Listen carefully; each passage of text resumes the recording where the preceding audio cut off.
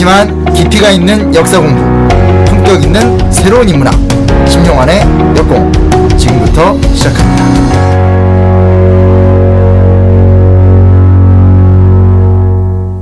진짜 역사 가짜 역사 최순실 특집 세 번째 순서 함께 하실 심쿵쌤. 안녕하세요. 심용환입니다. 예. 그 다음에 미국 순회 공연을 마치고 막 돌아온 그랬군요. 예. 최강욱입니다. 부럽습니다. 예. 나도 데려가지. 미국 가니까 난리가 났어. 우리가 영어 못한다고. 근데 교포들 입장에서는 정말 예. 좋을 것 같아요. 진짜. 그럼요. 좋아하죠. 네. 그렇게 만나고 하는 거. 경험을. 우리도 이제 그거 많이 배워요. 왜냐하면 교포들이 여기 국내에 있는 분들은 정보에 노출돼 있잖아요. 네네.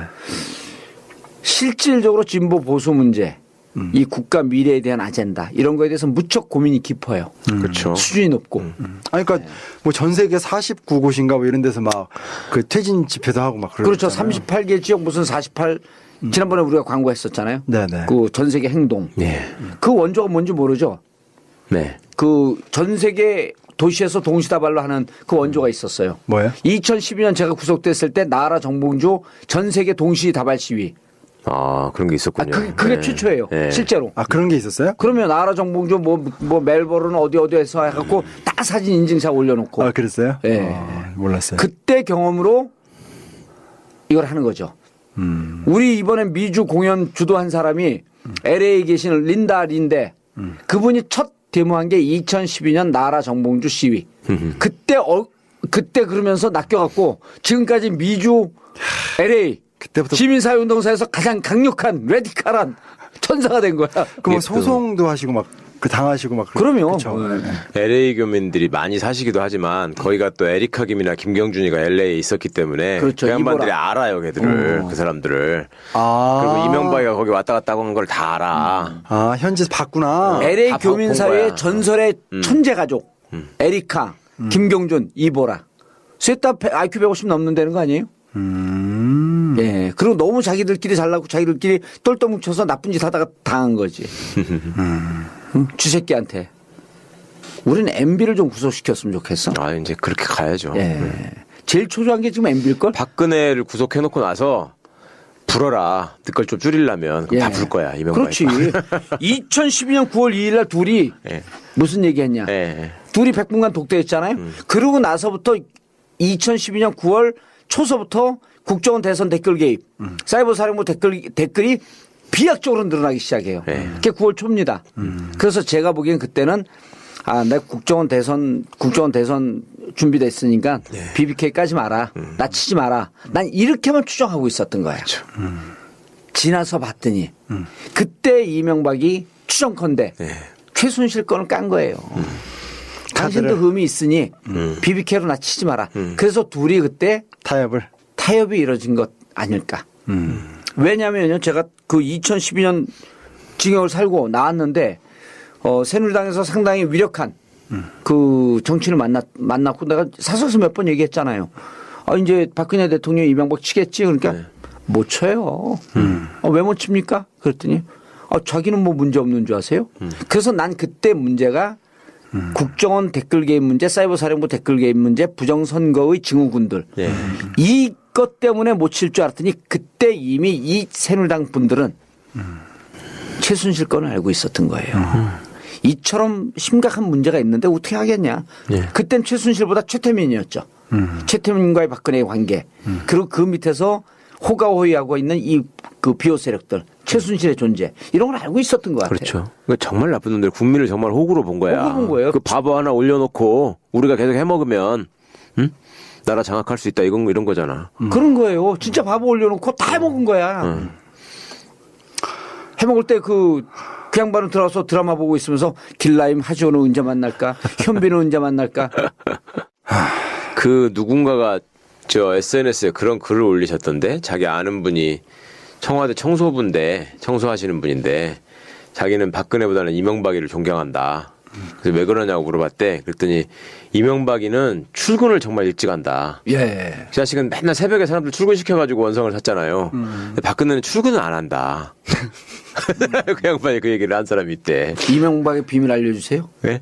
비밀 알려드릴까요? 예, 뭔데요? 7시에 출근해요. 예. 9시, 10시까지 엄청 자. 조져요. 어. 그 다음에 뭐 일이 있다 그러면서 없어져. 예. 같이 제가 하는 거예요. 추적컨대 그때 가갖고 그때부터 한 2시까지 자. 개고기 먹고 자는 거구나 그때.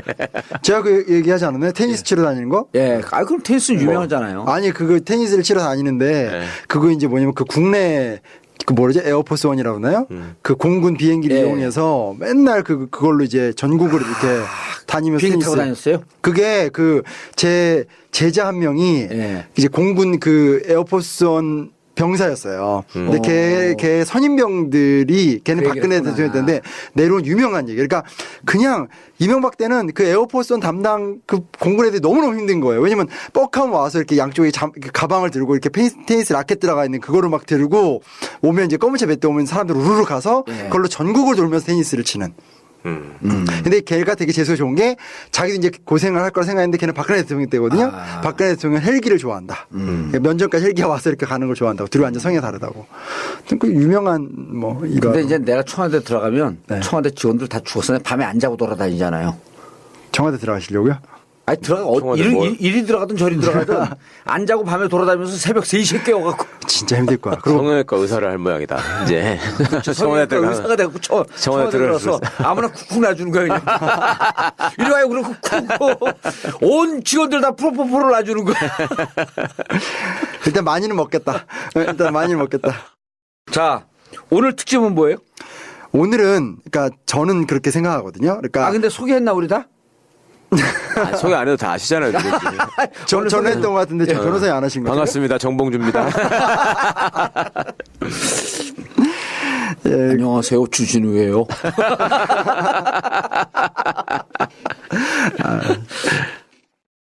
그러니까 이제 지난 시간에는 사실은 우리 역사의 옛날 이야기를 통해서 혼군에 의한 혼돈의 시대에 대한 얘기를 했다라면 네. 저는 시민혁명 단계로 가야 된다고 생각하거든요. 그러니까 저는 이제 현실 정치는 당연히 도사님이나 변호사님에 비해서 거의 모르고 예. 또 모르고 살아왔고 다만 저는 역사를 전공했고 역사 속에서 어떻게 하면 혁명이 성공했는가는 알거든요. 아 네. 그래서 지금 촛불을 든 우리 각성된 예. 네. 성숙한 이 시민들이 시민혁명으로 나가자. 네. 라고 하는 것을 선동하고 감옥 가려고. 역사에 이런 것들이 있으니 잘 성찰해 보시고 여러분들 마음대로 결정하십시오. 내 얘기를 참고해서 알아서 결정하세요. 그러니까 이제 그거잖아요. 100만이 나오고 뭐 300만이 나오고 이런 여파고 예. 또 저도 이제 거길 많이 나가봐서 알지만 이게 단순하게 최순실에 대한 분노도 있지만 너무나 많은 게 쌓여 있잖아요. 세월호 그렇죠. 문제부터 시작해서 예. 뭐 너무나 많은 문제들이 있고 그것들에 대한 변화의 열망이 너무 강한 것 같아요. 본인이 반성의 의미로 나오는 사람들도 꽤 많더라고요. 아, 맞아요. 그렇죠. 예. 예. 거기 나와가지고 내가 평생 박근혜만 찍었는데 이런 노인 양반들 많이 오셨잖아요. 많이 왔어요. 진짜. 맞아요. 예. 그리고 그렇게 못하더라도 예를 들면 저는 이제 가까운 인척 중에서 얘기를 안 하세요. 그러니까 이제는 제가 방에서나 이렇게 가족들 앞에서 대놓고 막 얘기하는 거죠. 지금 이게. 근데 저하던 그럼 어르신들이 뻔하게 내려요. 얘기 못 해요. 그래서 우리 엄마는 저한테 야, 아빠가 아무 말 안 하니까 야, 아빠 앞에서는 도발하지 마. 그래서 제가 이제 이번 주말에 또 애들 손자. 아빠는 아직도 1번이에요? 아니까 너무 힘드신 거예요. 예. 그러니까 인정하는데 그러니까 자기 어떻게 보면 존재감에 이제 그렇지. 존재 위기가 오니까 정말 저만 만나면 저랑 너무 성향이 다르신데도 정치 얘기밖에 안 하시는 어렸을 때부터 정치 얘기를 그렇게 좋아하시는 분인데 정치 얘기를 한마디를 안 하세요. 너무 힘드니까. 예, 그게 느껴져요. 그래서 이렇게 저도 이제 막 뉴스를 보고 싶잖아요. 요즘엔 일요일에도 막 정보가 올라오니까 보다가 아빠 오면 자꾸 채널 돌리고 이렇게. 난 요즘 불쌍해 영화 제작자. 영화 제작자들은 너무 불쌍해 죽겠어. 영화가 안 팔린대잖아. 단박에 한국서 안 팔리는 건 아이, 그래요. 그래도. 저희는 그래도 꾸준히 나갑니다. 근데 아무튼 너무 지금 모든 문화 상품이 지금 심각한. 아니 그런 게 아니라 제 친구 옷가게도 안 되고요. 그러니까요. 예, 이게 너무 소비 심리가 너무 위축이 근데 돼서. 재밌는 얘기 해줘요? 풍성교 신도들은 여전히 꾹쭉 죽는다. 그거는 이제 외면할 수 없는. 아니 왜냐하면 스트레스 때문에 머리가 더 빠진대. 그 문자를 무척 많이 와요. 그래서 봉도사님 실제 머리 나요? 그래서 특수 아니 특수. 그래서 머리 나요. 그래서 나죠. 그래요? 나 계속 무시했었는데요. 요즘 스트레스 때문에 더 빠져요. 그 티가 막 나나 보네. 본인이 스트레스 받으면. 무시하고 있다가 진짜 막 계속 빠지잖아요. 저는 이제 택시를 가끔 타잖아요. 예. 근데 지난번 한번 택시를 탔는데 우리 집사람이 차를 갖고 나고 택시 탔는데 한 70 가까이 된 분인데 딱 탔는데 어디 갑시다 그러고 이제 요즘 카톡 택시가 많으니까 뭐 택시를 탔는데 그러는 거예요. 죄송합니다. 1번 박근혜 찍었습니다. 묻지도 않았는데. 타셨는데 예, 그래서 누가 물었어요. 왜 그러세요? 그랬더니 요즘은 타는 분들께 계속 사과하면서 지냅니다. 야, 이게 국민 의식이 이런 나라예요, 우리가. 그러니까 제 친구들이 예. 이명박을 다 찍었었거든요. 그러니까 저도 솔직히 찍을까 하다 안 찍었는데. 당신 친구들 때문에 감옥 갔어. 아니 그러니까 그리고 저한테 그때 한 1, 2년 만에 다 사과를 했어요. 야 진짜 미안하다. 그때 내가 찍었다. 그런데 이제는 이제 세대를 넘어서서 이제 어르신들도 사과를 하는 게 아닐까. 근데 문제는 사과를 하고 나서 또 가서 1번 찍으면 마찬가지야. 아 그렇죠. 근데 그게 이번 문제지. 이번 안 그럴 것 같아. 아니 반은 나가서 찍어도 된다고 봐요. 네, 반은. 네. 반만 남아 있으면 돼. 반만. 예. 근데 그러려면 민주당이 잘해야 돼요. 그러니까 잘해야 돼요. 그 말씀 드리는 거예요. 그러니까 이 얘기가 다시 오는 건데 제가 왜 시민혁명 이야기를 했냐면 인류 역사 어디를 봐도 시민들이 포위를 해서 정치가들을 밀어붙여서 혁명이 성공이 된 거지 어떤 상황에서도 니들이 한번 해봐 해서 야당 정치인들이 잘 국가를 나서서 운영한 한 적은 적은 없지. 한 번도 없다는 거예요. 네. 그러면 프랑- 결국 시민의 힘. 네, 프랑스 혁명이 됐든 뭐 러시아 혁명이 됐든 독일 혁명이 됐든 우리나라 4.19가 됐든 6월 항쟁이 됐든 혁명은 결국은 시민들이 처음부터 끝까지 한다라는 거죠. 네. 그러면 그 압력과 그 눈치 때문에 야당 정치인들이 타협하지 못하고 야당 정치인들이 그 의사를 반영하는 거지. 그러니까 지금 중요한 것은 혁명적 열기를 어떻게 잘 체계적으로 유지하고 만들어가느냐가 좀 중요한 것 같고 제가 할 수 있는 역량에는 한계가 있지만 그래도 저는 이렇게 도사님 통하고 변호사님 통해서 이런 좋은 마이크 앞에 있기 때문에 꼭 프랑스 혁명 또 우리 책에도 러시아 혁명이 공교롭게 지금 있잖아요. 그래서 그걸 이야기를 이어가면 많은 상상력을 그래도 좀 줄 수 있지 않을까. 그래서 이 시간 좀 준비해 봤습니다. 근데 이 진짜 시민혁명 시기 아니에요 지금. 예. 나는 이 힘 있는 권력 집단이 획가닥 그 뒤집히는 걸 보면서 제일 먼저 뒤집힌 게 사실은 법원보다도 경찰이에요. 예. 10월 29일인가 그때 그랬잖아요. 여러분이 나라를 생각하는 충정은 이해하지 마. 아우 진짜 어떻게 그러고 그러니까 백남기 선생 그 영장 맨날 들고 와서 괴롭히던 놈이 똑같은 놈이 마이크 잡고 나라를 같은 사람이에요? 같은 사람이에요. 그럼. 종로경찰서장. 아, 그렇구나. 그러더니 법원은 행진을 허용하고 네. 율곡로까지. 맞아요. 자, 프랑스 시민혁명으로 가시죠. 네, 어찌됐건 그래서 저는 시민혁명을 외치고 있는 입장이네요. 네, 그 프랑스 혁명. 면회는 제가 가겠습니다. 전 역사 이야기를 하고 있는 거고요. 예. 프랑스 혁명사에 대해서 한번 알아보도록 하겠습니다. 아, 진짜 너무해, 진짜. 왜 면회 가겠대요? 아, 싫어요. 아니 군대 다시 가면 면회 간다고. 군대를 가라고요? 일단 오늘 할 얘기는 제가 나름 부제는 승리의 시대예요. 그러니까 그 모순된 누적을 어떻게 이겨냈는가, 예. 혁명이 짜잔 멋지게 갔는가 얘기를 한번 해보려고 합니다. 사회 모순이 심각했어요. 너무 많은데 그 중에 몇 가지만 하면 일단은 이제 그 당시 이제 이 프랑스는 제1신분, 제2신분, 제3신분이 있거든요. 제1신분은 이제 성직자. 그리고 제2신분은 귀족, 제3신분이 인구의 95%를 차지하는 일반인들이죠. 예. 근데 1789년, 이 1789년이 프랑스 혁명이 일어난 해예요. 그때 프랑스 주교가, 그러니까 주교라는 얘기는 상급 성직자들이죠. 그쵸. 143명이 모두 귀족이에요. 근데 수입이 이게 솔직히 이게 신부님은 결혼도 안 하고 와 아무것도 안 하는 거잖아요. 근데 연수입이 2억 4천만 리브르. 그리고 교구 재산은 다 주교들이 소유를 하고 있고. 근데 실제로 민중과 만나는 하급 신부들, 네. 그러니까 일신분이긴 하지만 그냥 민중을 상대하는 하급 신부들은 연봉이 최고 500 리브르, 보통 한 350 리브르 정도 받았다고 얘기를 해요. 연봉으로. 연봉이. 예. 그러니까 이게 지금 완전히 비교가 안 되는 거잖아요. 그래서 사실은 하급 신부들이 제1신분임에도 불구하고 제3신분과 좀 이해관계가 맞아요. 예. 그래서 혁명 초기 때 제일 먼저 국민의회와 제3신분에게 달려들었던 계급이 제1신분이에요. 그러니까 성직자들이 다 이제 이쪽 편을 들게 되는 예, 거죠. 예. 예. 그래서 아니 그 143명 주교가 네. 계산을 예 계산해 봤어요. 2억 4천만 리브로 1인당 1인당. 네. 그리고 3급 신부요? 그러니까 그냥 하급 하급 일반 신부들은 신부들. 500 리브로. 네, 그 정도. 그러면은 주교 143명 모두 귀족인데 이분들 수입이 하급 신부의 몇 배인지 알아요? 몇 배예요? 48만 배. 그러니까 이렇게 생각하면 쉽잖아요. 이런 걸 계산해 봐야 돼. 저 리브르를 그냥 10,000원이라고 치면 연봉이 700만 원인 신부님, 350만 원 신부님이 있는데 저 사람들은 지금 2조 4천억이야.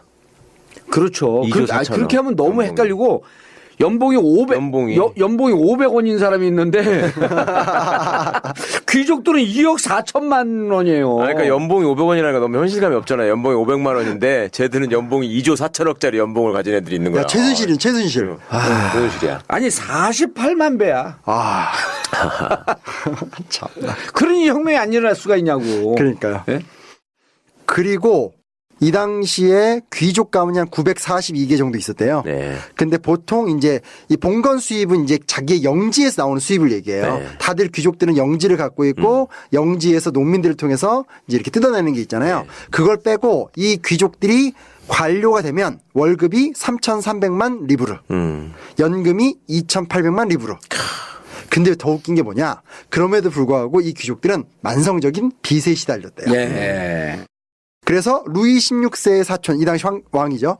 오를레앙 공은 나중에 이제 이 사람 루이 필리프라 왕이 되는 사람인데 7,400만 리브르의 빚, 아우프로방스 백작과 아르투아 백작도 각각 1,000만 리브르의 빚을 지고 있었대요. 그러니까 그 정도로 귀족들이 사치스럽고 네. 돈을 많이 쓰고 이 전체 인구에서 이 귀족이 이 당시 한 25만 명 정도 된다고 해요. 이 당시 프랑스 인구 한 2천만 할 때거든요. 예. 그러니까 굉장히 심각한 사회 모순이 너무너무 심각한 상태였던 예. 거죠. 그 돈 갖고 성 짓고 막 이러다가 이제 다 쓴 거지. 그 안에다가 금은보화 채우고 이러니까. 그렇죠. 자기들 경쟁적으로. 사찰하고 다 쓴 거 아니에요? 네, 사찰하려고. 경쟁적으로 사치하느라고. 그러니까. 그렇다고 해서 이 귀족들이 뭐 생산적인 사업에 투자라고 이런 것도 아닐 텐데. 그렇죠. 아. 그리고 정치적으로 되게 문제가 많았던 게 이게 중앙행정 조직이 정교하지 못해요. 왜냐하면 이게 대부분 이때가 루이 16세 때인데 루이 14세 때 만들었던 걸 그대로 쓰고 있어요. 그래서 재상을 비롯해서 6명의 핵심 대신들이 있는데 업무가 정확하게 나눠져 있질 않대요. 그럼 무슨 문제가 발생하냐? 6명끼리 맨날 싸우는 거예요. 네. 그러니까 엄청난 궁중암투. 이 항상 있는. 그리고 지방행정 조직은 진짜 엉망. 완전히 지방은 그냥 막가파식으로 운영이 되고 있고요. 6명이 이게 업무 분장이 안 됐으니까 서로 권력을 잡으려고. 그렇죠. 서로 돈 많은데 뜯어 먹으려고. 그렇죠. 그거죠 핵심은. 네. 또 왕의 눈에 띄어서 헤드가 되려고 하고. 예. 돈 많은 부처에만 가려고. 그렇죠. 예. 근데 이게 이제 외부적인 사회적 기대가 점점 커지는 게 이제 아주 대비가 되는 건데 마치 이제 우리나라도 지금 시민들의 수준이 너무 올라갔다라는 게 이제 큰 힘이 되는 것처럼 영국 혁명에 이어서 미국도 이쯤에 이제 독립혁명을 성공을 시켜요. 네. 그리고 로크가 저항권 사상 같은 것들을 발전시키고 이때는 이제 기독교 국가니까 성경을 어떻게 해석하냐가 중요한 문제인데 이때는 왕권 신수설이라고 아담의 후손을 왕으로 봤거든요. 근데 로크의 이제 뭐 통치론 같은 거 읽어보면 로크가 무슨 얘기를 하냐면 하나님이 만든 첫 번째 인간인 아담의 후손은 그냥 인간이지 네.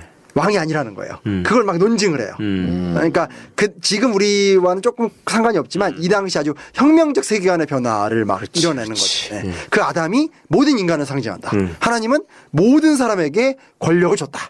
이런 주장을 하고 그게 미국에서 이미 독립이 일어나는 거죠. 그리고 프랑스에서 계몽주의가 막 유행을 합니다.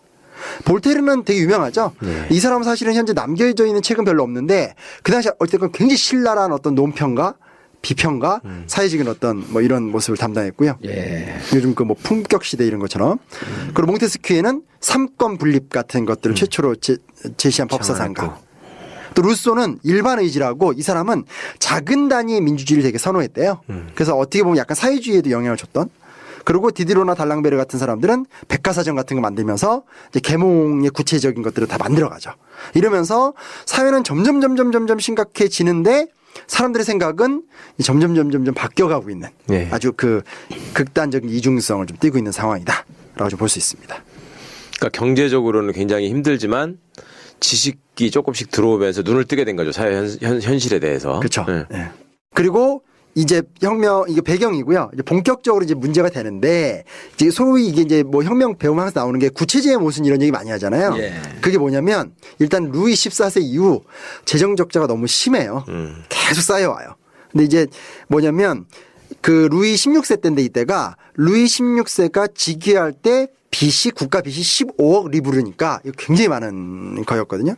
근데 루이 16세가 왕이 된 다음에는 혁명 직전에 1789년이니까 한 15년 정도 지났는데 빚이 45억 리브르까지 올라요.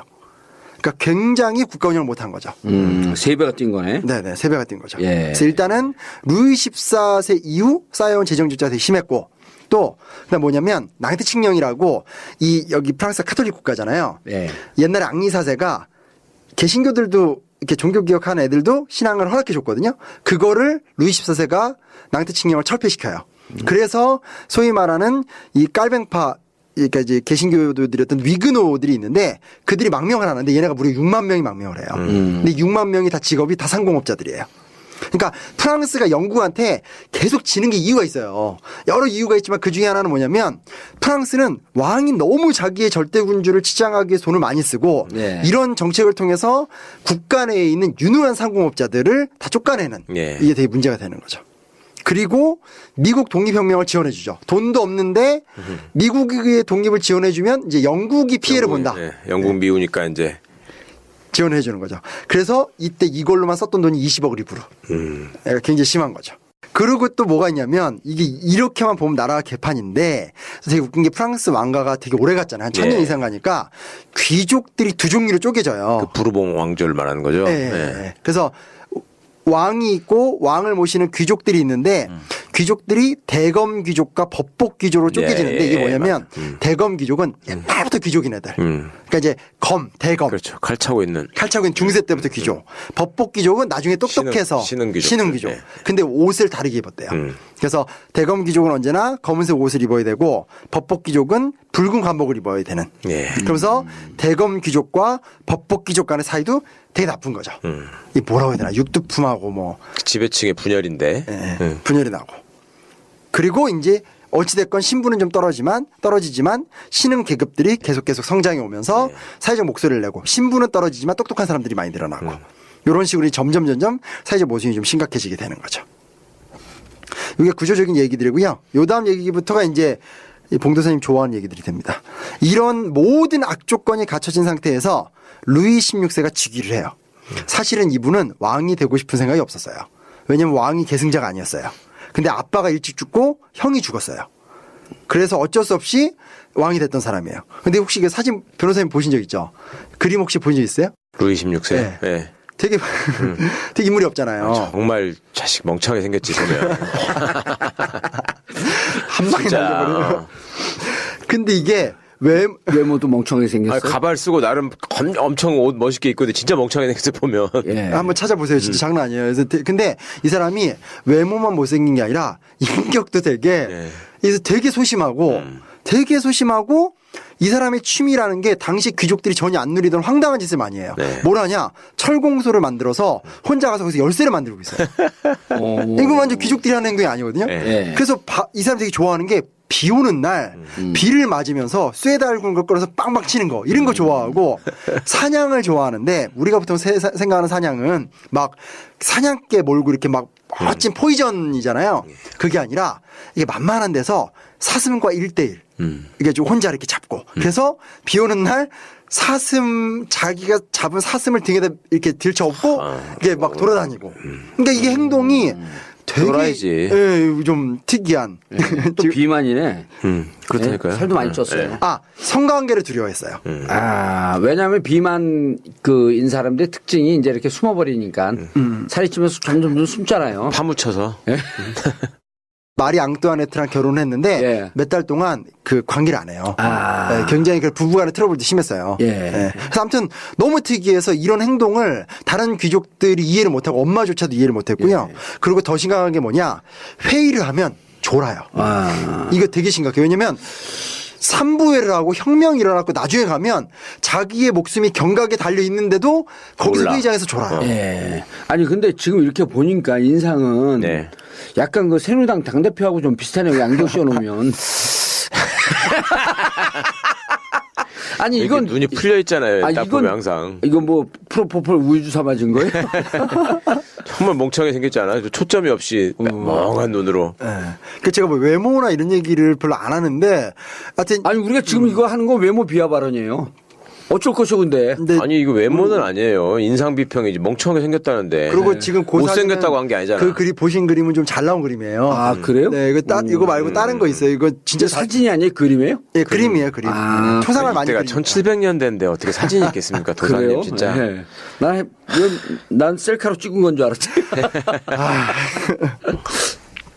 그래서 하여튼 그 외모, 그러니까 외모보다 인격에 문제가 좀 있었다는 거고요. 근데 이제 갑자기 왕이 됐고 왕이 되니까 부담스러우니까 더 이런 짓을 많이 했어요. 그래서 스트레스 받으니까 자꾸 어디 가서 자꾸 철공질하고 사슴 잡아서 혼자 비만 뛰어다니고 아 이거 사슴하고 그렇게 씨름하는 거예요? 그러니까 잡은 다음에 시체를 막 메고 다니고 생각만 해도 너무 재밌겠어요. 저도 책을 읽다 너무 웃겨가지고 되게 특이해요 이분이. 아니 누가 루이 16세 이런데 개콘 이런 데서 예. 코미디 빅리그 이런 데서 이거 주제로 하면 재밌겠다. 루이 16세. 너무 또라이 같아 재미없지 않을까? 완전히 황당해요. 아니 지나가는 사람 사슴 옷을 입고 가는 사람 너 사슴 위주에 딱 잡아갖고 이렇게 메고 다니고 막 그러는 거야. 그럼 말이 앙뚜아네트 옆에 있어서 왜 사슴을 잡아요? 소를 잡으시죠? 그리고 그렇죠. 그러니까 그랬으니 사실은 이게 빚이 그렇게 제위 집권 기간 동안 3배가 될 수밖에 없죠. 네. 그리고 이제 아내 마리 앙뚜아네트 워낙 유명합니다. 근데 마리 앙뚜아네트는 오스트리아의 공주예요. 그리고 그의 엄마는 마리아 테레지아라고 오스트리아의 유명한 절대군주예요. 근데 이 여자는 평생을 사실은 오스트리아의 궁정에서만 지냈던 사람이죠. 그래서 머릿속에도 백마탄 왕자랑 결혼할 줄 알았대요. 마리 앙뚜아네트가 이 입장에서. 예. 스스로 생각할 때. 진짜 멋진 왕자를 궁에서 생각했죠. 계속 있었던 사람과 청와대에서 계속 있었던 사람의 의식 수준이 비슷하지 않을까? 그 이제 마리 앙뚜아네트는 사실 좀 똘똘했다고 그러잖아요. 엄마도 똘똘한 사람이고. 그러니까 이제 저런 바보랑 결혼할 줄 몰랐던 거지. 아 똘똘했었어요? 그 되게 총명하고 네, 좋게 네. 보는 사람들도 많아요. 네. 근데 어찌됐건 이제 결혼했는데 자기가 생각했던 너무 그런 남편이 아니었었어요. 그 남편과의 불화 문제가 좀 처음에 심했고요. 문제는 뭐냐면 이 여자가 이걸 두 가지를 푸는데 하나는 계속 노름을 해요. 도박을 해요. 스트레스를. 그리고 이 버릇은 잘 못 고쳐요. 예. 근데 이 도박을 낮에 할 수 없잖아요. 그러니까 밤에 이렇게 좀 머리 검은 망토 같은 걸 쓰고 그런 귀족들의 도박장에 가 도박을 하는 거예요. 아, 하우스에 하는구나. 네. 하우스에 가는 거죠. 전문 용어가 갑자기 예, 도박을 해요. 예. 그래서 이게 나중에 가면 세상에서 마리 앙뚜아네트만큼 그러니까 이 춘화, 그러니까 음란하게 그림을 막 그려서 욕을 하는 걸 당한 여자가 없어요. 그러니까 마리 앙뚜아네트에 관련된 정말 추잡한 그림이 많은데 실제로는 밤에 계속 도박을 하러 가는 건데 여자가 밤에 나가서 뭘 하냐 하면서 계속 이제 마리 앙뚜아네트를 요녀로 특히 처음에는 왕에 대한 충성심이 있기 때문에 국가가 안 돌아가면 이건 루이 16세 탓이 아니라 마리 앙뚜아네트 탓이라는 거죠. 이제 그렇게 가면서 마리 앙뚜아네트를 되게 욕을 많이 하는데 아주 음란한 그림들이 많아요. 그리고 또 하나는 마리 앙뚜아네트가 이제 노름을 굉장히 많이 했고요. 사실은 바람도 많이 폈어요. 네. 그래서 백작들도 많이 만났고 그 좀 남자관계가 썩 좋진 않아요. 잘 나가던 애가 남편이 저런데 예. 그러지 않겠어. 그래도 저도 호빠를 갖거나 그러진 않았을 거예요. 그러니까 그런 그 당시에 호빠 이상의 추문들이 많았어요. 뭐 성관계도 그 그림을 보면 여기서 차마 말로 할 수 없는 온갖 변태적인 거로 나오는데 하여튼 현재 아니 학자 그 심쿵쌤이 보기에 변태적인 거 우리가 보기엔 일상적인 거 레벨이 틀리잖아. 그렇죠. 거긴 분명히 저희가 차이가 있다고 생각을 하고요. 근데 아무튼 그거가 이제 실제로 그렇게 많이 했다기보다는 네. 노름을 많이 했고 좀 바람을 좀 폈다 정도로 많이 보고 있어요. 알겠습니다. 나중에 망명할 때도 자기 바람핀 백작 통해서 망명 시도하고 막 그래요. 네. 막 비 오는데 사슴 메고 들어오고 그러면 얼마나 싫겠어요. 그 싫지. 또 피가 뚝뚝 떨어질 거 아니야. 그러니까 사슴이. 그 돼지 같은 게 또 파묻혀 있어가지고 찾을 수도 없고 막 이러면 얼마나 힘들겠어. 그러니까 그런데 또 몸에 좋다고 사슴핀 또 엄청 먹었을 거 아니야. 내가 오늘 얘기 잘못 꺼낸 것 같다. 자 사슴핀 먹고 그다음에 멍청한 대신들로 넘어가기 전에 광고 듣고 넘어가겠습니다. 자 계속 가시죠. 네, 하여튼 제 뜻과 다르게 이게 예. 분위기가 상당히 음란해졌고요. 하여튼 근데 이제 문제는 뭐냐? 이 상황에서 그러면 좀 대신들이라도 똑똑해야 되는데 여기서 이제 3명의 대신을 만나거든요. 이게 튀르고 네케르 칼론이라는 3명의 사람인데 얘네가 하나같이 나라를 다 망가뜨려요. 근데 이게 저는 좀 내용을 잘 볼 필요가 있어요. 첫째 뭐냐? 재무총감으로 튀르고를 임명했는데 튀르고의 정책이 뭐냐? 요즘 말하면 3가지 정책인데 적자 없는 예산. 그리고 증세가 없고 차입이 없다. 그러니까 이제 그 국가를 운영할 때 지금 굉장히 빚을 많이 졌는데 좀 근본적으로 뭔가 좀 빚을 질 땐 지고 세금을 올리면 세금을 올리고 뭐 이래야 되는데 원칙 자체가 충격을 안 주기 위해서 적자도 안 낼 것이고 세금도 안 올릴 것이고 돈도 안 빌리겠다는 얘기예요. 그렇게 해놓으니까 아무것도 안 하겠다는 거네. 네. 아무것도 안 하게 되는 거예요. 그리고 사실은 밀어붙이는 의지도 없었기 때문에 개혁을 시작하자마자 특권층이 반대하고 막 이래버리니까 2년 만에 그냥 실패해버리고 말아요. 예. 그러니까 개혁이라는 말을 쓰지만 사실 개혁이 아닌 거죠. 예. 그래서 이게 안 되니까 그 다음에는 스위스 출신의 유명한 은행가 네케르를 데려와요. 근데 얘는 또 무슨 짓을 하냐? 지표상으로만 흑자를 만들어버려요. 그게 뭐냐? 빚으로. 계속 돈을 빌려와서 흑자를 만들고 다시 지표를 유지하기 위해서라도 또 빚을 빌려오고. 어느 진짜 대책 없는 그 도지사가 그 부채 0%라고 하면서 그 재산 다 팔고 복재산 다 줄이고 부채 0%인 도정을 만들었습니다. 이러고 한 거에 되는 거랑 똑같은 거야. 네? 그렇죠. 이분은 실제로 조작가지예요. 매년 5천만 리브르 적자를 보는데도 1,000만 리브르 흑자를 본다고 하면서 왜냐하면 신용을 유지해야지만 빚을 얻어낼 수 있으니까. 예. 그래서 이 시기 때 굉장히 심각한 재정 악화 현상이 일어나요. 복식부기했네. 그렇죠. 그다음 칼로는 이제 세 번째로 온 사람인데 이 사람은 이제 안 되겠어요. 그러면 이제 증세를 하든 뭔가 구조개혁을 해야 되는데 그것도 못 건드리니까 첫째 뭘 하냐? 이거 옛날에 저희 그 명성하고 고종 때도 했던 얘기인데 세입을 올리기 위해서 벼슬을 팔고 통화량을 늘려요. 그리고 세금의 종류를 늘려요. 그러니까 근본적인 개선 안 하면서 담배세나 이런 거 올리고 뭐 이렇게 막 뭐 돈을 많이 찍거나 이렇게 하게 되는 거죠. 그래서 사실은 문제의 본질은 왕과 귀족의 엄청난 사치와 낭비 같은 것들인데 그런 것들을 하나도 건드리지 않는.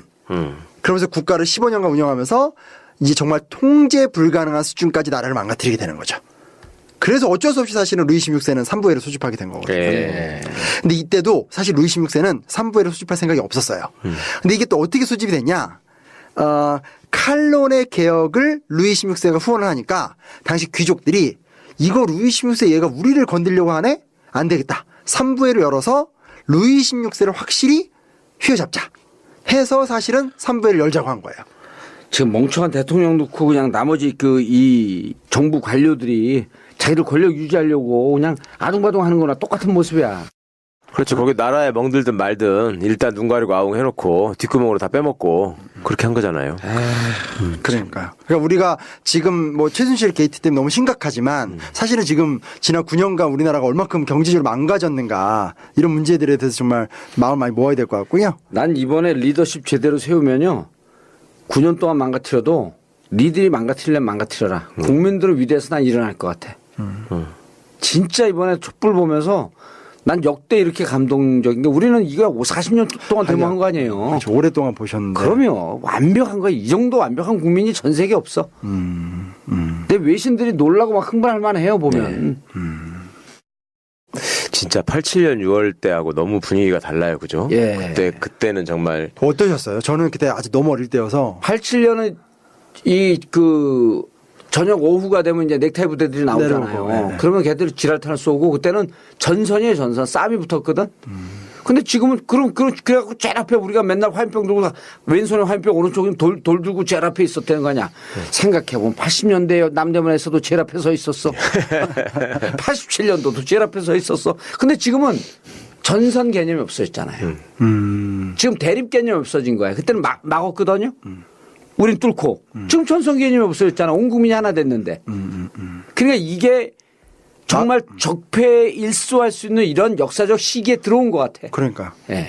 진짜 친일파 때부터 쌓아놓은 사회적 모순 자체에 대해서 이제 근접할 수 있는 정말 중요한 기회가 온 것 같아서 그러니까 잘해야 아빠 되죠. 엄마가 애들한테 민주주의 현장을 보여주고 싶다고 하면서 같이 데리고 나오는 이 모습이 그러니까요. 30년 전에는 상상할 수 없는 일이지. 그렇죠. 그거는 그리고 그게 우리가 2008년 때도 나왔잖아, 애들 데리고. 네. 그때 이명박 대통령 그게 1년 남겨뒀을 때면 그 쇠고기 수입할 때 그때 무너졌어요. 네. 그런데 그때 시작점 아니야. 네. 그러니까 그때는 어쩔 수 없었지. 그때도 다 데리고 가고 강원에서 잤잖아요, 저녁에. 여름에 5월달, 6월달에. 그런데 지금은 나와 있는데 또 데모들도 영악하게 해요. 예. 평일은 집에 가서 다 쉬어. 그리고 기가 막히게 나오고. 예, 아니 일부만 해. 촛불이 꺼지지 않게. 제가 이렇게 생활하야에서 현수막 만들었잖아요. 예. 하루에 100장씩 팔려요. 사람들이 계속 현수막을 주문해서 다 자기 아파트에 다 걸어요. 오. 예, 그래서 보도도 많이 좀 됐고. 짭짤한 거 이번에? 10원이라도 붙여야 되는데 원가만 받는 바람에. 네, 저는 원가만 받았고요. 예, 잘했어요. 예, 받았고. 근데 차에 이거 스티커 붙이려고 그랬더니 그건 이견이 좀 있더라. 네. 집에 붙이는 건 그래도 얼굴 안 드러나는데 차는 그래서 자기 번호를 내놓고 하는 거기 때문에 아직은 거기에 좀 두려움이 있을 거라는 거야. 저한테 그래서 그 차량용 스티커 얘기도 막 요청이 왔는데 예. 저도 좀 그런 고민이 들어서 그래서 그건 전 안 만들었는데 그래서 사람들이 진짜 능동적으로 별걸 다 해요. 진짜 일상 속에서 뭔가 해보려는 의지가 너무 귀중하죠. 그래서라도 정말 이 시민혁명 프랑스혁명이 중요합니다. 그래서 어찌됐건 이제 너무 나라가 이제 진짜 이제 막을 수 없는 진짜 이렇게 진짜 놔두면 무너져 버리는 상황이 되니까 어쩔 수 없이 3번 열었어요. 근데 여기서도 루이 16세가 정말 빛나요. 행동을 정말 나쁘게 해요. 어떻게 하냐면 제3신분들을 너무 홀대해요. 그러니까 제3신분들도 제일 처음에 왔을 때 혁명을 꿈꾸진 않았겠죠. 그렇죠. 개혁을 꿈꿨겠죠. 왔는데 일단 옷 색깔도 1, 2신분은 황금색, 제3신분은 검은색. 1, 2신분들은 다 이렇게 만찬장에서 밥도 먹고 얘기도 나누고 이렇게 우아하게 만나는데 있는데. 예. 근데 제3신분은 본인은 앉아 있고 이 제3신분 이거 되게 많잖아요. 몇백 명이 넘는데 이 사람들이 다 서서 그냥 이렇게 쭉 인사하고 돌아가는. 예. 그러니까 너무 이제 완전히 심지어 3부회가 열리는 그날도 이제 귀족이나 제1, 2신분들은 정문으로 들어오고 제3신분은 좁은 뒷문으로 들어오게 하고. 그러니까 이게 이제 감정적으로 너무너무 화가 나는 거잖아요. 감정법을 건든 거네. 그렇죠. 국민 감정법을 건든 거죠. 감정법을 떠나서 이때도 영린을 건들기 일보 직전이었죠. 그렇죠. 국민 영린을. 네네. 그리고 회의를 하는데 회의장에서 다 좋은 얘기밖에 안 해요. 여기서 막 네케르 이런 애들이 막 3시간씩 연설하면서 지금 국가 경제가 잘 돌아가고 있다는 식으로 연설을 하는 거예요. 그러니까 기가 막히잖아요. 그래서 그리고 이제 뭐 여러 가지 어떤 개혁 방식들 특히 이제 이때 이제 제3신분들이 원했던 건 이게 투표 방식이 이거잖아요. 제1신분 한 표, 제2신분 한 표, 그러니까 이제 성직자 한 표, 귀족 한 표, 제3신분 한 표. 하니까 이건 맨날 그냥 왕이 원하는 대로 되는 거 아니에요? 성직자랑 귀족이 두 표가 되니까. 그러니까 이제 제3신분들이 어떻게 요구하는 거냐면 인원수로 투표해달라. 자기 제3신분 대표가 몇백 명이 되니까 예. 이걸 투표를 하면 우리가 상황을 주도할 수 있다. 제발 이 제도를 바꿔달라. 근데 그것도 아예 언급도 안 해버려요. 그러니까 너무 화가 나니까 제3신분들이 그 회의장에서 침묵 시위를 해요. 그러니까 말을 아예 안 해버려요. 말 안 하고 그리고 원래는 신분별 회의장을 구성을 못했는데 열받으니까 나와가지고 신분별 자기네 회의장을 따로 만들어요. 이러면서부터 이제 혁명이 이제 딱 스타팅이 되는 겁니다. 그래서 얘네들이 자기네 제3신분 회의장을 만들고 독자 의결 과정을 막 추진하기 막 시작을 해요. 그러니까 아까도 얘기를 했지만 제1신분에 속했던 사제들 3명이 양심의 가책을 느껴서 이제 참여를 하게 되는 거죠. 그러니까 다시 16명의 사제들이 이렇게 막 합류하게 되고. 그래서 이 흐름, 왜냐면 이땐 종교가 중요하니까 신부님들이 우리 편을 들어줬다는 게 되게 좀 의미가 있잖아요. 그래서 아예 여기서 의결을 해서 490대 90표로 이제부터 우리가 의회다. 우리가 전 국민을 대표하는 의회다라고 하면서 국민의회를 선언을 해버리게 되는 거죠. 그래서 이때 어떻게 하냐. 첫째, 우리는 앞으로 해산하지 않는다. 새로운 선거를 하기 전까지. 둘째, 납세, 세금의 의무를 지키지 않겠다. 세 번째, 왕이 얘기하는 기존의 거부권을 비롯한 모든 어떤 명령들은 인정하지 않겠다. 네 번째는 이제부터 국민의 대표 기관이기 때문에 우리를 그냥 제3신분 대표체가 아닌 국민의회로 불려달라. 라고 딱 선언을 해버리는 거예요. 그러니까 결정적인 게 나오게 되는 거죠. 세금 안 내겠고 명령 안 듣겠고 해산 안 할 거고 우리가 국민의 대표다라는 걸 강하게 선언을 하게 됩니다. 이러니까 1신분들이 막 동요를 하면서 1신분끼리 따로 투표를 한 거예요. 예. 그래서 신부들도 한 3,400명 되는데 투표를 해서 149대 137로 1신분의 신부님들이 이제 이기는 거죠. 그래서 그 149명이 먼저 합류를 해버려요. 그러면서 이 국민의회가 이제 카톨릭이라는 프랑스인들의 보편적인 신앙과도 이제 결합을 하는. 네. 그러니까 이제 양심적인 귀족들이 막 합류하기 시작하는데 예. 그 중에 아까 좀 빚을 많이 지긴 했는데 오를레안 공이 왕의 사촌이거든요. 예. 자기의 공작직을 내려놓고 합류를 해버려요. 그래서 이 사람의 별명이 뭐가 되냐면 평등공. 스스로 자기의 신분을 내리고 평등을 선택했다라고 예. 하는. 그러면서 이제 귀족 신분의 47명. 이 중에 이제 그 미국 독립혁명에 참전했었던 라파에트 같은 사람들도 다 들어가게 되고요. 이러니까 이제 루이 16세가 할 수 있는 건 이제 탄압이죠. 네. 군대를 불러 일으키게 되는데 이때 그 유명한 바스티유 습격 사건이 일어납니다. 그러니까 민중이 참여를 한 거죠. 제가 여기다 써놓지는 않았는데 그 보면 아예 그 연구 논문이 있어요. 프랑스 대공포라고 이때 막 유언비어가 돌아요. 전국적으로. 돌면서 프랑스 농민들이 이거 가만히 있으면 귀족들이 와서 우리를 다 죽인다라는 광범위한 공포심이 프랑스 전체를 막 흔들어요. 아, 오히려 좋았었네, 그거는. 그 프랑스 대공포가 혁명의 촉발점이 된 거예요. 사람들의 공포가. 그래서 이때 이제 이 바스티유 습격을 했고 그러면서 이제 그 승리를 한 다음에 3일간 폭동도 일어나고요. 이제 현장에서 한 100여 명 정도를 막 처단하는 사건들도 일어나고 그리고 민중들이 상황을 좀 수습해야 되니까 새 시장의 개혁적 인물인 바이이라는 사람과 또 그 미국 독립혁명에 참전했었던 아주 좀 계몽적인 장군이었던 라파에트를 국민방위대 사령관으로 임명을 해요. 상황이 이렇게 가니까 루이 16세가 이제 좀 이렇게 화해의 제스처를 통해서 이들을 임명해주고 이때 이제 드디어 삼색기가 막 나오거든요. 그 삼색기를 막 사용하기 시작하고요. 그래서 이거를 받아들이면서 일단 루이 16세가 간신히 제의는 유지하는 상태에서 1차 혁명은 성공을 하게 되는 거예요. 예. 그래서 여기서 핵심적인 내용은 첫째는 사실은 그 제3신분의 대표들은 부르주아지들이거든요. 그러니까 리더들이기 때문에 지식인들이고 또 재산 있는 사람들인데 그들이 주도하긴 했지만 어마어마한 이 민중의 참여를 통해서 혁명이 성공을 일단 하게 되는 거죠. 그다음 2막으로 넘어가 보겠습니다. 2막으로 가면 이제 이때는 어떻게 되는 거냐. 모든 사람들이 초기에는 그냥 영국처럼 하자. 그러니까 국왕이 있고 사회를 빨리 안정시키고 국왕을 중심으로 해서 그러니까 국왕을 이렇게 상징에 놔두고 우리끼리 잘 회의해서 안정적인 국가를 이끌어가자는 게 원래 프랑스 혁명의 초기에 모든 사람이 다 그렇게 생각을 했어요. 그리고 이때 리더가 라파에트였었어요. 근데 이거를 깨는 게 사실 루이 16세예요. 그러니까 지금 우리 상황하고 재밌는 게 까두까두 뭐가 나오면서 전 시민적 열기가 뭉쳐지듯이 사실은 이때 루이 16세가 그냥 상황을 받아들이고 가만히 있었으면 아마 프랑스는 영국 같은 입헌 군주제로 끝났을지도 몰라요. 네. 근데 루이 16세가 그러질 않는 거죠. 계속 뭔가 막 이렇게 바득바득 덤비는 거지. 네. 인정 못한다. 내가 왕이다. 똑같은 거죠. 하야 못 그럼요. 탄핵을 시켜라 나를. 그렇죠. 자꾸 연락을 해서 망명간 귀족들한테 군대를 모으게 시키고요. 자꾸 연락해서 사촌 동생이 군지관에 있으면 거기서 군대를 데려오려고 하는 거를 계속 시도하는데 바본 게 계속 걸려요. 그러니까 이게 너무 스트레스가 되는 거예요. 아니, 뭐 바보에 박사 한번 출동하라고 했는데 그 돈 날아주는 거 사진 찍히고 뭐 이런 거 똑같은 거죠. 그러니까 지금 아니 귀족들한테 군인 모으라는 게 이게 박사 모거든요. 네. 계속 걸리는 게 돈 나눠주는 거 아니야. 아니 그렇지 7시간 동안 집무했다 그러는데 의사 나오고.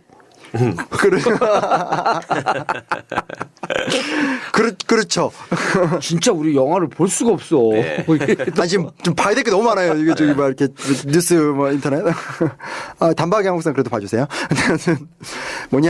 그래서 이 상태에서 이제 국민의회가 개혁을 하게 되면서 그 유명한 인권선언도 발표가 되는데 사실은 인권선언 이게 고등학생도 이제는 그러니까 이게 진짜 교육 수준이 올라간 게 고등학생들 세계사 공부에도 뭘 배우냐면 인권선언의 17조 조항을 배워요. 이거 무조건 수능에 나오거든요. 그게 뭐냐면 인권선언이 앞에 좋은 말만 쭉 나오잖아요. 모든 인간의 자유와 평등을 얘기하지만 17조로 보면 소유권은 신성하다. 그게 무슨 얘기냐면 야 신분제는 무너뜨렸지만 우리의 경제적 위계관계는 유지시키고 싶어. 이 부르주아지들의 권리를 이익을 대변하는 조항이거든요.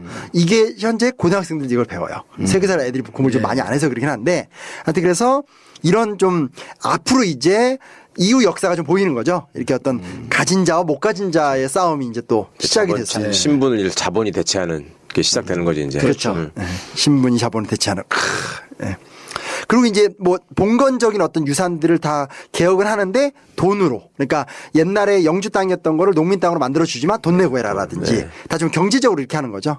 근데 이제 이게 하여튼 처음에 각종 경제 개혁을 하는데 혼란들이 좀 너무 많이 발생을 하기도 하지만 그래도 왕이나 공유지 같은 재산을 막 매각을 하면서 좀 일반 민중들을 다 이제 좀 국민의회 편을 많이 만들어요. 그러니까 그러니까 국민들이 들러붙을 수 있는 이유가 있는 거죠. 약간 빠져나간 얘기지만 북한이 저렇게 못 살아도 버틸 수 있는 게 지금 북한의 지도부들 같은 경우는 김일성을 만난 다음에 토지 개혁을 통해 땅을 얻은 사람들이잖아요. 그러니까 강력한 지지층이 있는 거죠. 아, 그러네. 그게 안해체가 되거든요. 그래서 사실은 야당이 지금 정세를 앞으로 계속 이끌어가려면 국민들이 야당과 결착할 수 있는 경제적 이해관계가 코어로 형성이 안 되면 힘든 거죠.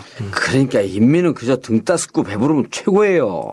그게 경제 문제 아니야. 그러니까요. 그 경제를 김종인처럼 구걸하면 안 돼요. 뭐 먹고 살 수 있는 아니 재벌 개혁은 뭐 재벌이 알아갖고 가서 설득하니까 경제민주화는 자 우리 개혁하겠습니다. 이래요? 권력의 문제라고 계속 얘기하잖아. 그렇죠. 권력의 강력한 힘으로 재벌 개혁을 할 수 있어야지. 아니 예를 들어 그 최변 재벌이야. 예. 경제민주화 합시다. 그럼 네 반갑습니다. 재벌 경제민주화 합시다. 일어나요? 강력한 권력이 형성됐을 때 그 그렇죠. 경제민주화가 이루어지는 거지. 밀어붙이고 쪼개고 싸우고. 그럼요. 네. 그러니까 아, 그 경제민주화로 꽤 오랫동안 헤쳐먹었어 보면 추호 선생도. 그것도 사기예요 일종의. 수십 년에 먹었죠, 수십 년. 아 일종의 그것도 사기예요. 네. 그러니까 저번에 변호사님하고도 얘기했었지만 경제 민주화 조항은 김종인이 처음 얘기한 게 아니라 재헌헌법에 들어있는 조항이에요. 예. 네. 근데 그걸 이제 자기 트레이드 마크로 삼았잖아요. 네. 그런 가서 물어봐야 돼. How? 그러니까 어떻게? 방법이 없잖아요. 통일은 대박. 어떻게? 없단 말이야. 그러니까. 둘이 도찐개찐이에요. 그러니까 정권을 교체하는 게 해결이 아니라 정권을 교체하시면 뭐 문재인이 대통령이 되든 이재명이 대통령이 되든 아니면 갑자기 사면복권이 돼서 우리 도사님이 대통령이 되든 시민들에게 여기서 국유재산이 매각돼서 자기 것이 생기듯이 비정규직이 아예 해소가 되든 뭔가 분명한 경제적 이해관계가 국민들한테 이렇게 붙어야지 개혁이 계속 이어질 수 있다는 거죠. 그러면 그게 좀 분명히 좀 아니 개혁과 그다음에 사회 구조의 안정화 이런 거는 내가 좀 더 안정적으로 편안하게 먹고 살 수 있는 사회로 가는 거거든요. 그쵸, 그쵸. 그리고 그 와중에 동시에 시민 권력 그다음에 우리의 주권 의식을 갖고 평등한 사회로 이 부와 무관하게 평등한 사회로 갈 수 있다라고 하는 확신이다 말이에요. 그렇죠. 경제적인 게 우선인 거지. 그러니까요. 네. 근데 왜 괜히 흥분했어 우리가? 추호만 나오면 흥분돼 우리가. 아니 그리고 야당도 좀 알았으면 좋겠다는 거지. 야당이 얘기하는 경제 비전이라는 것이 아 근데 진짜 추미애 대표한테 요즘 한마디 해주고 싶어. 네. 눈 부라리는 것도 안철수한테 배워갖고 아니 왜 인상 쓰고 아니 유럽의 정치인들 미국의 정치인들 얼마나 웃으면서 해요 정치를. 지금 그냥 카메라만 갖다 대면 눈을 부라리더라고 이제. 지금 웃을 상황은 아니잖아요. 웃는 건 박근혜 하나로 족하지. 그분이 웃으니까. 아 근데 너무 눈을 부라리더라고. 그것도 이상하더라고. 어우 저는 메르켈이 갑자기 너무 예뻐 보여서 그 확 주름진 얼굴. 네. 너무 아름다워요. 메르켈이 박근혜보다 어리다는 거 알아? 2살. 네. 네. 왜요? 그분은 2004년부터 지금 점점 젊어지고 계시던데. 근데 이 국민의회가 사실은 좀 심각한 문제를 하나 저질러요. 이게 뭐냐면 종교 문제. 예. 이게 카톨릭을 되게 적대시하는 게 사실 앞으로 좀 문제가 돼요. 왜냐하면 성직자들에게 헌장 준수 서약 의무 규정 강요. 이게 무슨 얘기냐면요. 쉽게 말하면 국민의회가 법을 만들었으니까 그 법을 준수한다고 서약을 해야지만 종교 활동을 할 수 있다는 전제를 둬요. 완장질을 했네 쉽게 얘기해서. 네. 그러니까 카톨릭이 그 당시에는 거의 뭐 전 국민이 다 카톨릭 믿고 있잖아요. 그러니까요. 그리고 사제들이 위에 있는 나쁜 사제들도 있지만 대다수의 사제들은 사실은 민중과 같이 사는 평범한 사제들인데 그거를 이제 좀 적으로 돌려버리는 이게 좀 문제가 돼요. 그래서 사실은 이게 계속 문제가 돼서 이 지점을 파고들면서 보수파나 왕당파가 혁명을 계속 방해해요. 이게 좀 나중에 큰 문제가 됩니다. 다음 시간에 얘기하고요. 그리고 이제 어찌됐건 이 혁명이 성공시킨 다음에 이제 파가 쪼개지잖아요. 파가 쪼개지는데요. 이제 보수파는 이제 입헌 왕정 클럽이라고 이름은 입헌 왕정인데 절대 왕권 회복을 목표로 하는 어떤 그런 파가 만들어지고요. 이건 이제 다 쫓겨나게 되고요. 1789년 협회라고 라파에트가 주도하는 온건파. 그리고 헌법의 벗이라는 자코뱅 아주 좀 혁명적이고 전국적인 조직을 가진 분파들. 그러니까 쉽게 말하면 극우파와 이제 온건파와 좀 좌파 이렇게 세 파로 딱 분열이 됩니다. 분열이 되고 이때부터 이건 되게 중요한 조항인데 인권선언 11조에 언론 출판의 자유가 이게 딱 통과가 돼요. 네. 그래서 시작하자마자 140개의 일간지가 발간되고 혁명파 코르딜리에 클럽에서 나오는 주장들이 다 이렇게 세상에 알려지고 뭐 마라, 당통, 데물랭, 에베르 같은 유명한 인물들이 활약하는데 특히 마라는 급진파 농객으로 아주 유명했던 인물이에요. 네, 그래서 이런 사람들이 활약을 하면서 계속 이제 그 혁명의 열기를 계속 유지하는. 야 혁명의 시기에 팟캐스트가 특수를 맞이하는 거나 똑같네. 그렇죠. 요즘으로 보면 딱 그거예요. 예. 뭐 JTBC가 뜬다라든지 뭐 이런. 네. 근데 이 와중에서도 몇 번 군대를 끌고 오려고 하던 이 루이 16세가 오스트리아로 망명을 시도합니다. 이게 루이 16세가 했던 가장 나쁜 실수예요.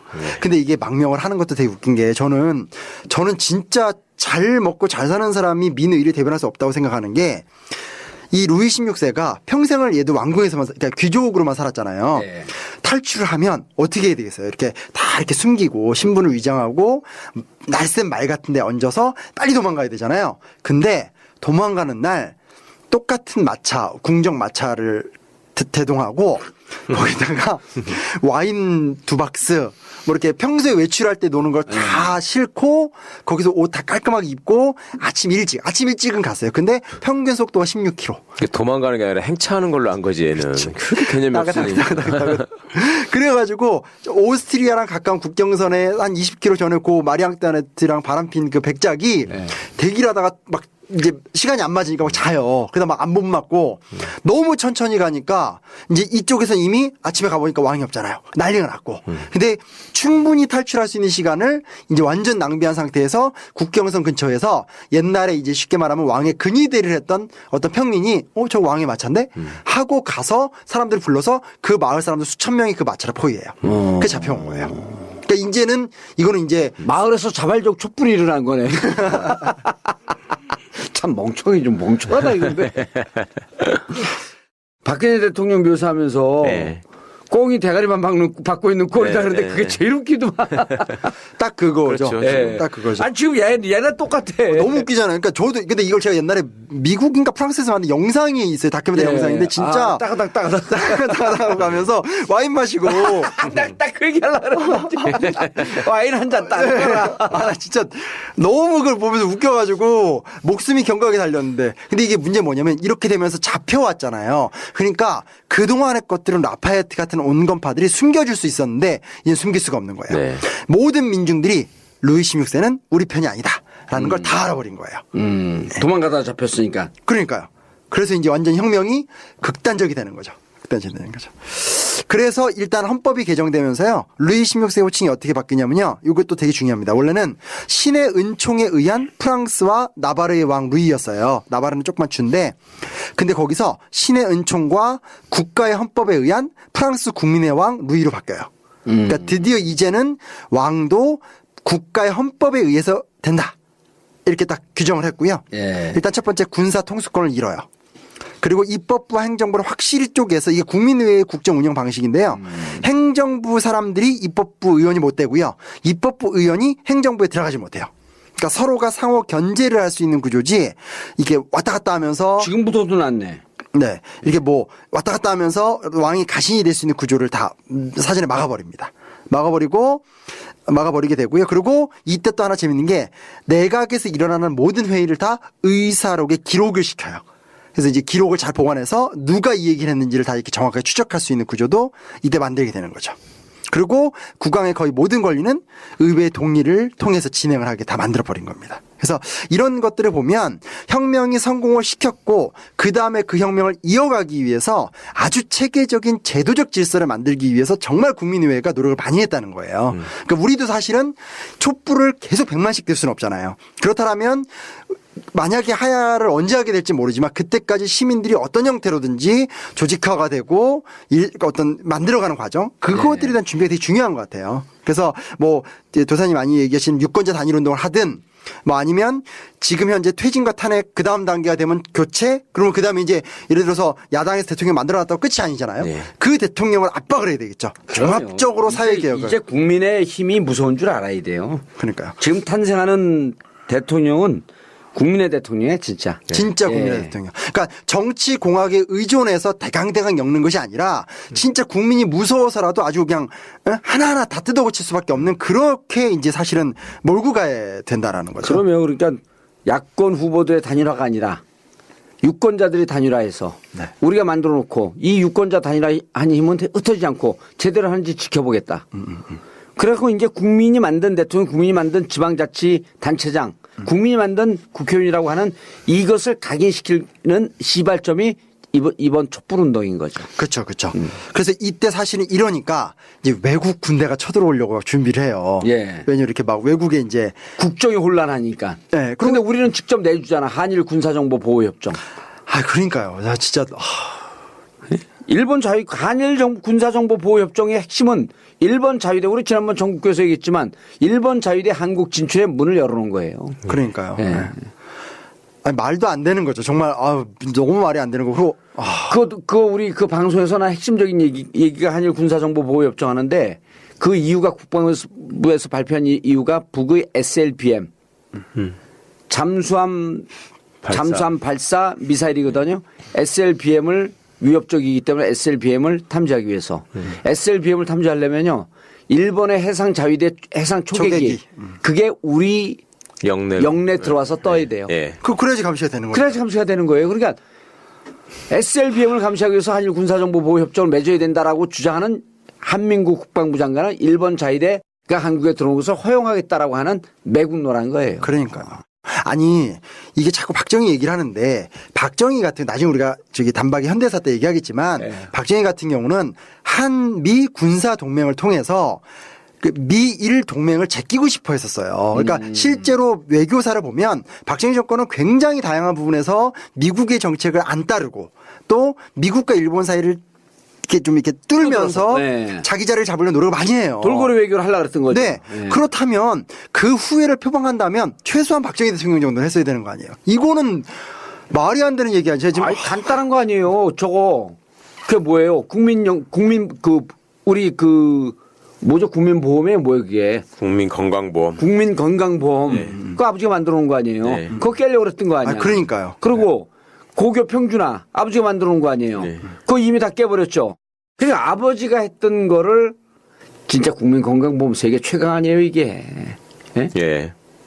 그 다음에 결정적인 게 있지. 지네 아버지는 이승만을 정말 싫어하고 디스했었어. 지 책에다가도 쓰고. 그렇죠. 48년 그거를 그냥 정부의 수립이라고 얘기했던 거 아니에요? 예. 컴백을 많이 하려고 그랬어요. 사실은 이승만이 막 들어오려고 그랬죠. 들어오려고 그런 걸 계속 막았어요. 근데 왜 들어오냐고. 예. 하와이 망명했다가 예. 그걸 딸이 근데 막 그렇게 띄워놓네. 지금 띄우려고 이렇게 애를 쓰네. 진짜 기가 찬 거죠. 예. 아무튼 이때 이제 소위 말하는 외부적으로는 프로이센이나 오스트리아가 쳐들어오려고 하고 있었고 그리고 내부적으로는 사실은 반혁명이라고 그래서 귀족들이 어리버리한 농민들을 사주해서 막 그 무장 투쟁을 이제 막 좀 이렇게 시도하고 이런 것들이 있었거든요. 그때 이 국민의회가 뭐라고 하냐. 조국은 위기에 놓여 있다. 이게 되게 유명한 명제예요. 조국은 위기에 놓여 있다라고 하면서 삼색기를 들고 삼색기는 자유평등 박애고 쌍낄로띠라는 말이 있는데 쌍낄로띠가 뭐냐면 긴 바지를 입다는 뜻이거든요.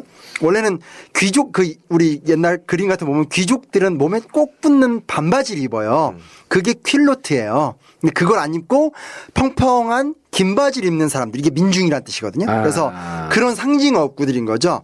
조국은 위기에 놓여 있다. 쌍클로트들이요. 뭐 이렇게 이제 하면서 사람들이 모여들어서 국민방위대가 만들어지고 그 국민방위대가 내란도 물리치고 외침도 물리치고 이러면서 혁명을 수호하는 거거든요. 예. 그 상태에서 이게 오늘의 마지막 얘기입니다. 그 상태에서 이 정부가 두 가지 행정 조치를 내리는데 첫째는 뭐냐? 중앙집권 시스템을 잘 정비해요. 그 전까지는 제가 여기도 막 써놨죠. 뭐 마이아주, 세네쇼세, 뭐 제네랄리테, 엘렉시온, 구베르니마, 프로방스, 그러니까 막 도가 다 달라요. 근데 전국을 83개로 딱 쪼개서 일괄적으로 딱 세팅을 해서 국가 운영 효율성을 기해요. 예. 두 번째는 지방자치제를 확실하게 보증을 해주는데 꼬민이 아주 대표적입니다. 왜냐하면 꼬민은 한 군과 면 정도 사이에 되는 규모 같은데 2년간의 평의회가 운영되는데 의장과 동장을 직접 뽑아요. 주민들이. 그럼 이 사람들은 자기 지역에서 어떤 국민방위대로 들어가는 그러니까 국민방위대는 국군이거든요. 중앙군이나 아니면 자기 지역의 무장군을 동원하는 요구권을 갖고 있고요. 이 평의회는 해산이 불가능해요. 그러니까 쉽게 말하면 지방자치가 그냥 지방자치단체장 한 명한테 투표해서 그 사람이 알아서 하는 게 아니라 이 꼬민들을 보면 그 꼬민은 정말 그 지역의 주민들의 의견대로 운영할 수밖에 없어요. 그러니까 강력한 자치권의 힘을 갖고 있는 거죠. 그래서 공동체 성격을 또 강화하고. 네네. 그래서 중앙 권력도 아주 합리적으로 세팅이 되고 지방에서 이 꼬민들도 굉장한 자치권을 갖는 시스템 혁명이 좀 완결이 되는 1차적으로. 예. 그런 얘기들입니다. 그러니까 이제 대충 엎어버리는 데만 신경을 쓴 게 아니라 엎어버리고 난 뒤에 그 체계를 잡고 안정적 질서를 체계, 행정 질서. 질서를 다 생각해서 새로운 질서를 만들었다는 게 더 중요한 거죠. 예. 저는 꼭 이 시점에서 우리 국민들이 어떤 분노와 의기 속에서 거리에 나오는 거 너무 중요하지만 네. 다음 단계에 대한 자생적인 모색을 통해서 우리가 어떻게 이 전국을 끌어가고 그 다음 단계에서 우리가 어떤 게 정권 교체라고 그 다음에 어떤 사회적 개혁을 요구할지에 대해서 우리 스스로 아젠다를 만들어가는 과정이 되게 중요한 것 같아요. 그러면 그래서 지금 촛불을 든 국민의 열기를 모아서 대의제도, 의회제도도 필요하지만 우리가 직접 감시하고 직접 후보로 만들어낼 수 있는 바꾸자 대한민국, 유권자 단일화 운동 이게 필요한 시점이니까 미리 예측하고 앞발을 내딛는 거 아니에요. 네네네. 진짜 역사 가짜 역사 최순실 특집 촛불을 들면 반드시 우리는 성공합니다. 세 번째 편 마치겠습니다. 감사합니다. 감사합니다.